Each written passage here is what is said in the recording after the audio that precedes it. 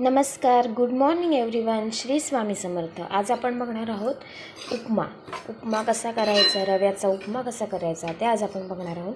त्यासाठी मी इथे बारीक रवा घेतलेला आहे. पहिले रवा आपण भाजून घ्यायचा आहे. रवा भाजून घेतो आहे तोपर्यंत एकीकडे मी पाणी गरम करत ठेवलेलं आहे, जे उपम्यासाठी आपल्याला लागणार आहे. पाणी गरम झाले, आपण पाण्याखालचा गॅस बंद करूया. त्याच्यानंतर इकडे रवा आपला भाजून घेतो आहे आपण व्यवस्थित. रवा भाजेपर्यंत इकडे टोमॅटो चिरला आहे, मिरच्या घेतल्यात, कांदा आणि हे मटार.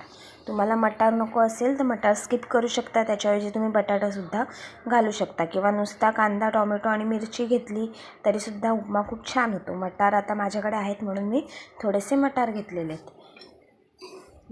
रवा व्यवस्थित भाजून घेऊया. लिंबू घेतलं आहे आणि कोथिंबीर घेतली आहे. उपमा झाल्यावर आपल्याला वरून लिंबू पिळायचे आणि कोथिंबीरसुद्धा घालायचे. इकडे आपला उपमा होतो आहे. रवा थोडासा खरपूस भाजून घेतला आहे आपण. आता याच कढईमध्ये तेल गरम करून घेऊया. तेल घातलेलं आहे मी.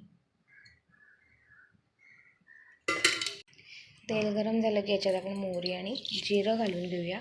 मोहरी चांगली व्यवस्थित तडतडली की त्याच्यामध्ये मिरच्या,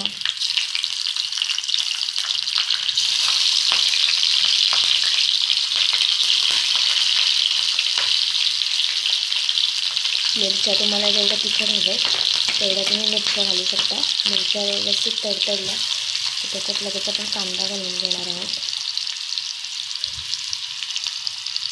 आता उपमा आपल्याला दोन प्रकारे करता येतात. पिवळा पण करू शकता, एक पांढरा. हळद घातली तर तो उपम्याचा कलर पिवळा होईल, तर हळद नाही घातली तर उपमा आपल्याला पांढरा दिसतो.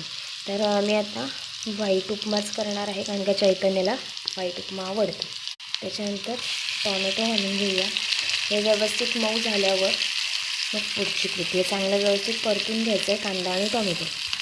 कांदा टोमॅटो व्यवस्थित परतले की त्याच्यात आपण मटार घालून घेऊ. चवीपुरतं मीठ पण घालून घेऊया लगेच. कांदा टोमॅटो असा व्यवस्थित शिजला की त्याच्यामध्ये हा रवा घालून घेऊया. रवा व्यवस्थित मिक्स करून घ्यायचा आहे. मिक्स करून घेतला की मग त्याच्यामध्ये आपण गरम केलेलं जे पाणी होतं ते घालून घ्यायचं.